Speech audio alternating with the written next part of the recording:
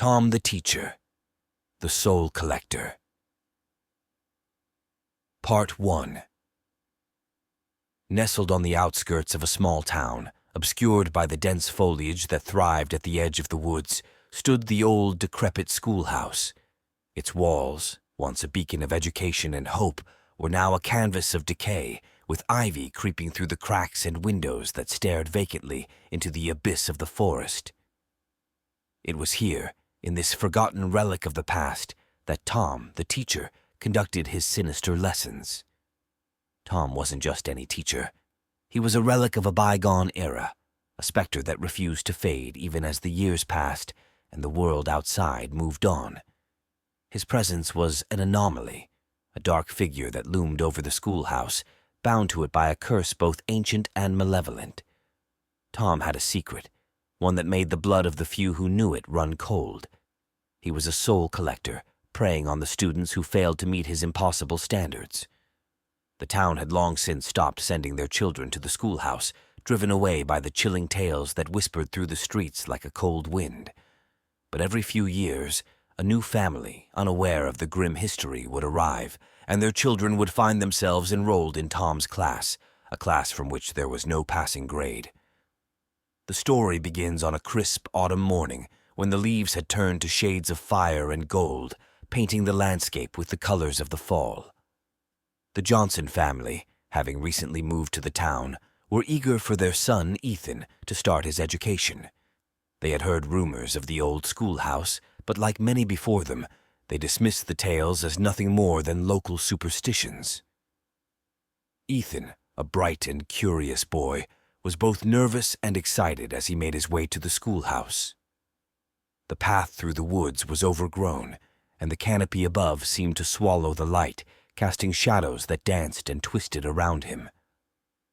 When he finally arrived, the sight of the schoolhouse did little to ease his unease. It was as if the building itself was watching him, waiting. Tom greeted Ethan with a smile that didn't quite reach his eyes, a smile that was more a baring of teeth than a welcome.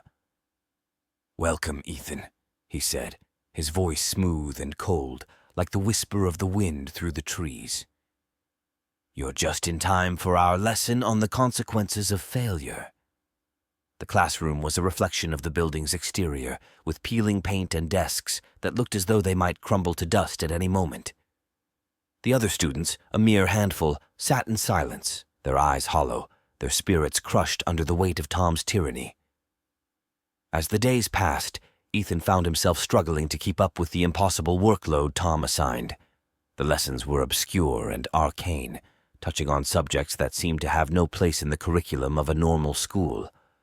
Ethan began to notice the strange, almost fearful glances the other students exchanged, the way they flinched at Tom's approach, and the unnerving fact that some students seemed to vanish, never to be seen again, after failing to meet Tom's standards.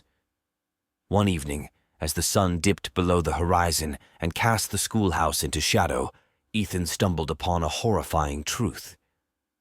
In the basement of the schoolhouse, hidden beneath layers of dust and decay, was Tom's classroom of horrors. It was here that the souls of the non-passing students were trapped, their essences bound to the very fabric of the building, condemned to an eternity of suffering and despair. Ethan realized then that he was not just fighting for his education, but for his very soul. The realization filled him with a terror so profound it threatened to swallow him whole. He knew he had to escape, to warn the others, but Tom was always watching, always waiting, his hunger for souls insatiable. As the moon rose high in the sky, casting a pale light through the windows of the classroom, Ethan understood the true horror of his situation. He was trapped in a nightmare, one from which there was no awakening, a pawn in the twisted game of a soul collector masquerading as a teacher. And so, the stage was set for a battle of wits and wills, a fight for survival in the shadow of the old schoolhouse. Ethan's journey was just beginning, a journey that would test the limits of his courage and determination. For in the world of Tom the Teacher, failure was not an option. It was a death sentence. Part 2. As the specter of Tom's true nature loomed over him, Ethan's days became a blur of dread and desperation. With each lesson, the stakes grew higher, and the shadows in the corners of the room seemed to whisper of his impending doom. The other students, once sources of potential camaraderie, now seemed like ghosts, haunting the spaces between the desks with their resigned gazes and silent pleas for mercy. Ethan knew he couldn't face Tom alone. The teacher's power was too entrenched in the very stones of the schoolhouse. He needed allies, but trust was a commodity as scarce as hope within these decrepit walls. His first attempt to reach out, a whispered conversation under the guise of a group assignment, was met with fear and suspicion. The other students had been under Tom's thrall for too long, their spirits battered into submission. But Ethan's resolve only hardened. He saw in their fear not just the chains that bound them, but the key to their liberation. One night, under the cloak of darkness, Ethan ventured into the forbidden part of the schoolhouse, the section that even Tom seemed to avoid. The air here was thick with the scent of decay and the palpable weight of untold secrets. It was here, among the whispered warnings of the trapped souls, that Ethan found the diary of Sarah, a student who had vanished decades ago. Sarah's diary detailed her time at the schoolhouse, her initial rebellion, and eventual discovery of Tom's weakness. His connection to the schoolhouse was also his anchor, binding him to this realm. She had begun to unravel the mystery of the curse that kept Tom tethered to the world of the living, but was taken before she could complete her task. Armed with this new knowledge, Ethan understood what he had to do. The schoolhouse itself was the key. If he could break Tom's connection to it, he could weaken him, perhaps enough to free the trapped souls and end the nightmare. The following days were a dangerous game of cat and mouse. Ethan began to search for the heart of the schoolhouse, the nexus of Tom's power, all while pretending to be the obedient student. His actions did not go unnoticed. Tom's gaze grew ever more watchful, a predator sensing the stirrings of rebellion in his prey. Finally, Ethan discovered a hidden room beneath the schoolhouse, accessible only through a labyrinth of tunnels that snaked beneath the building's foundation. At the center of this room pulsed a dark heart, an orb of swirling shadows that emanated malevolence. This, Ethan realized, was the source of Tom's power, the anchor that held him to the schoolhouse. As Ethan plotted the destruction of the dark heart, Tom's wrath descended upon the schoolhouse. One by one, the students were called to a special assembly, from which none returned. Ethan knew time was running out. Gathering a small band of students who had begun to rally to his cause, spurred by his determination and hope, they made their stand. The confrontation with Tom was inevitable. As Ethan and his allies confronted the teacher in the hidden room, the air crackled with the power of unleashed spirits. The walls themselves seemed to scream in agony. Tom, for the first time, showed signs of fear. His connection to the dark heart made him powerful, but it also made him vulnerable. In a desperate bid for freedom, Ethan and the others fought Tom, their will against his, in a battle that transcended the physical.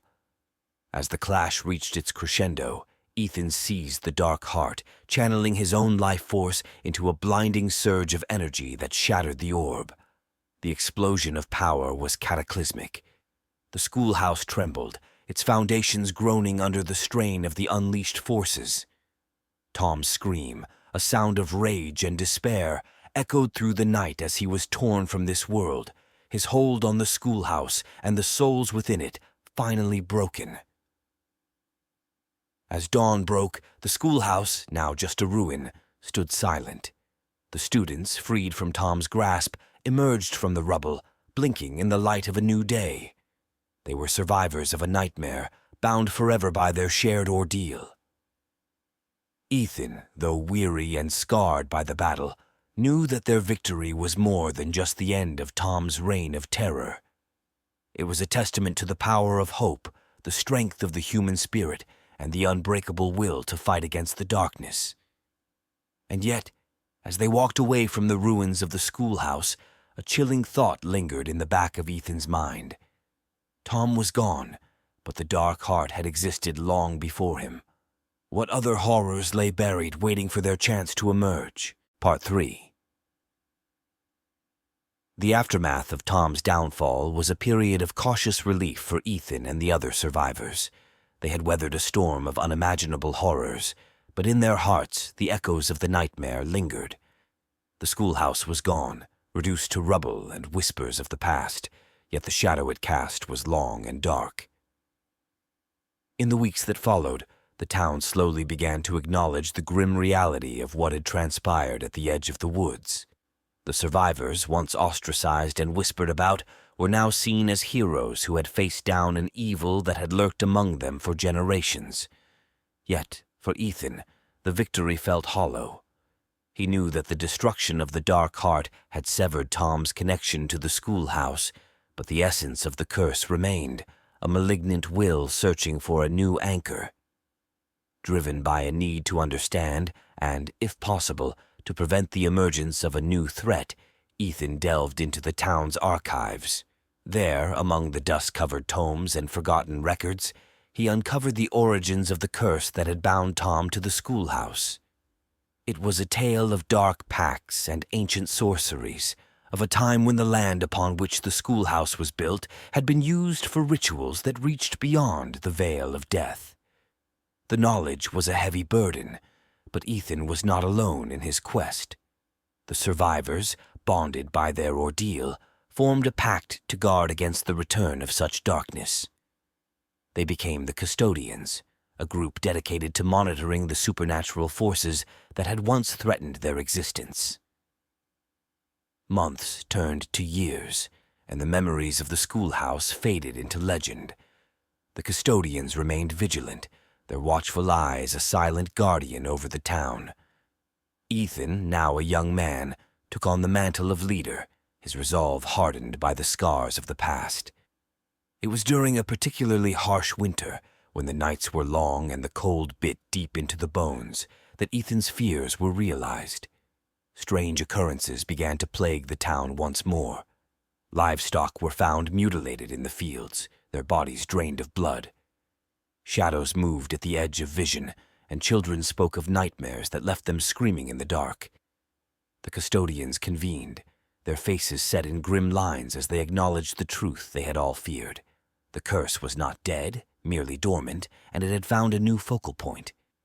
This time, the manifestations were more subtle, more insidious, suggesting that whatever had awakened was biding its time, gathering strength. Ethan knew that they faced a threat unlike any before. This was not a vengeful spirit bound to a place of power, but something older, deeper, a malevolence that seeped from the very land itself. The battle against Tom had been a prelude, a warning of the true nature of the curse. The Custodians' investigation led them to the heart of the woods, to a place where the trees grew thick and the air was heavy with the scent of decay. Here, the barrier between worlds was thin, and the remnants of the ancient rituals still poisoned the land. As they prepared to confront the source of the awakening, Ethan felt the weight of their task. They were not just fighting to protect their town, but to seal a breach that had been opened long ago, a gateway through which horrors beyond their understanding sought entry into their world. The confrontation, when it came, was a maelstrom of shadow and light. The entity they faced was formless, a nexus of hatred and despair that sought to unmake the world around it. The Custodians stood together, their wills united in a barrier of light against the darkness. The battle raged through the night, a tempest that tore at the fabric of reality. In the end, it was Ethan who delivered the final blow, using the knowledge they had gathered to bind the entity to a vessel they could contain. As dawn broke, the Custodians emerged from the woods, weary but triumphant.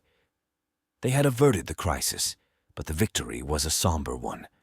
They knew now that their fight was not against flesh and blood, but against the darkness that lay in wait, always searching for a way into their world. Ethan stood among his friends, a silent sentinel watching the horizon. The curse was contained, but for how long? The world was full of hidden dangers, and the Custodians were its shield. And so, the vigil continued, a never-ending battle against the shadows that sought to engulf them. Ethan knew that the peace they had won was fragile, a momentary respite in an eternal war. But as long as they stood together, there was hope.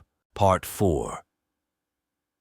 In the aftermath of their harrowing victory, the custodians found themselves standing on the precipice of a new reality. Their actions had not only halted the immediate threat, but had also peeled back the veil on a world brimming with dangers they had barely begun to understand. Ethan, as the de facto leader, felt the weight of future battles already shadowing their hard-won peace. The town gradually returned to its routine, the scars of the recent events hidden beneath a veneer of normalcy. However, the custodians could not afford such luxury. They knew that vigilance was their new creed, and preparation their constant companion. Ethan spearheaded the efforts to fortify their knowledge and resources. Drawing from ancient texts and the collective wisdom of the custodians, they began to train, honing their abilities to detect and combat the supernatural forces that lurked just beyond the veil of the seen world. As spring ushered in new life, a sense of unease took root within Ethan.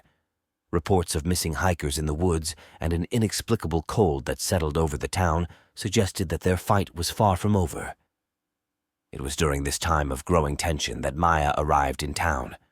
Maya, a researcher of the occult with her own tragic past, had been drawn to the town by the tales of its recent trials. Her expertise and insights quickly made her an invaluable ally to the custodians. With her help, they began to piece together the larger puzzle of the land's tainted legacy. Their research uncovered a network of ley lines, mystical conduits of the Earth's energy, converging beneath the town. The rituals performed centuries ago had corrupted these lines, creating a beacon for malevolent entities. The custodians realized that their previous victories had merely addressed the symptoms of a much deeper malignancy. The decision was made to cleanse the ley lines, a task fraught with danger and complexity. Ethan and Maya led the effort, delving into arcane rituals and gathering rare materials necessary for the cleansing. The rest of the custodians fortified the town's defenses, aware that their actions would not go unnoticed by the dark forces drawn to the corrupted energy. The night of the cleansing was a tempest of power and peril. As Ethan and Maya chanted the ancient incantations, the air crackled with energy, the ground beneath them thrumming with an ancient pulse. Dark shapes assailed the town's borders, repelled by the custodians' defenses, their howls a cacophony against the storm. The climax of the ritual saw a convergence of light and shadow, a battle of wills fought on the ethereal plane. The ley lines, illuminated by the cleansing fire of the ritual, pulsed like the heartbeat of the earth, expelling the corruption in a brilliant flare that lit the night sky. In the aftermath, the town was enveloped in a palpable sense of calm, the land itself seeming to breathe a sigh of relief. The custodians, though victorious, knew that this was but one battle in an ongoing war. Maya chose to stay, her bond with the town and its protectors solidified by their shared ordeal. Ethan found himself at the center of a new beginning.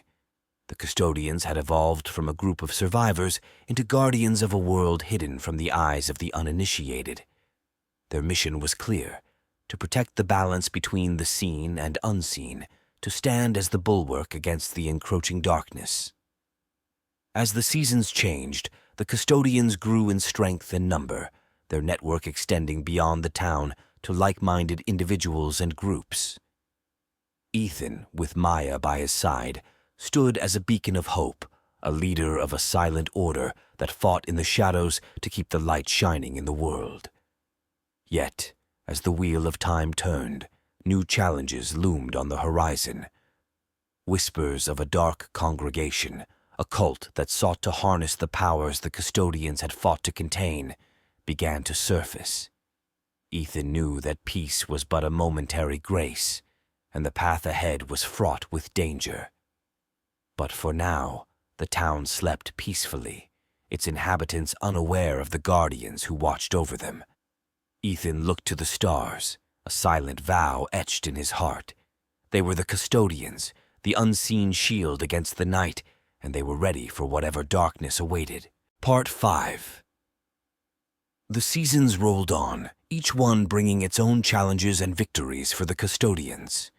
The cult that had whispered threats from the shadows finally emerged, revealing themselves as the Order of the Void. They were practitioners of dark arts, seeking to undo the work of the custodians and plunge the world into chaos. Ethan, Maya, and the rest of the custodians prepared for the confrontation they knew was inevitable. The Order of the Void was cunning, striking unpredictably, their rituals aiming to weaken the barriers between worlds. The custodians found themselves not just defenders of the town, but of reality itself. As the battle lines were drawn, Ethan realized that this fight would require more than just strength and knowledge. It would require a sacrifice. The ley lines, cleansed of their corruption, held the key to the Order's defeat, but to seal the breach permanently, a guardian would need to bind themselves to the ley lines, becoming a sentinel between the worlds. The decision weighed heavily on Ethan's heart. He had seen too much loss, had fought too hard to preserve lives, to willingly consign a friend to such a fate. Yet, as the leader, he knew the burden of choice was his to bear. The final battle was fought under a blood-red moon, where the veil between worlds grew thin. The custodians faced the Order of the Void at the heart of the woods, where the ley lines crossed. The air crackled with power, as spells and counterspells were woven, the earth itself groaning under the strain of the conflict. Maya, ever Ethan's anchor, fought at his side, her own powers a beacon of light against the darkness. Together, they pushed the Order back, step by step, towards the nexus of the ley lines. As the decisive moment approached, Ethan made his choice. With a heart heavy with resolve, he stepped into the nexus, calling upon the ancient pact he had uncovered in his research. Light enveloped him, the ley lines responding to his call, their energy surging through him. Maya and the others watched in horror and awe as Ethan became the sentinel he had foreseen, his essence merging with the ley lines, his sacrifice sealing the breach and scattering the Order of the Void to the winds. In the aftermath, the woods were silent, the threat vanquished but at a great cost. Ethan, their leader and friend, had become a part of the very land he had sworn to protect. The custodians, though victorious, felt the bitter sting of their loss. Maya, now stepping into the role Ethan had left vacant, vowed to continue his work, to lead the custodians in their eternal vigil. The town returned to its peaceful slumber, unaware of the sacrifice made on its behalf. The custodians, their ranks bolstered by those who had witnessed the battle and chosen to join their cause, stood watchful guard, their mission clear. Ethan's spirit, bound to the ley lines, became a legend, a whisper of comfort to those who knew the truth. His presence was felt in the gentle breeze, seen in the vibrant hues of the sunset, and heard in the soft murmur of the leaves. He was a reminder of the price of peace, of the constant battle waged in the shadows to keep the darkness at bay. As the story of Tom the Teacher and the Soul Collector faded into myth, the legacy of the custodians grew. They were the unseen guardians, the silent watchers, and the keepers of the balance. Their fight was never-ending, but their resolve was unbreakable. In the heart of the woods where the worlds met, Ethan watched over them all, his sacrifice a beacon of hope in the endless night. The battle against the darkness was eternal, but so was their will to fight, to protect, and to prevail. And so, the story ends, not with a closing chapter, but with an ongoing promise, that in the face of darkness, there will always be those who stand in the light.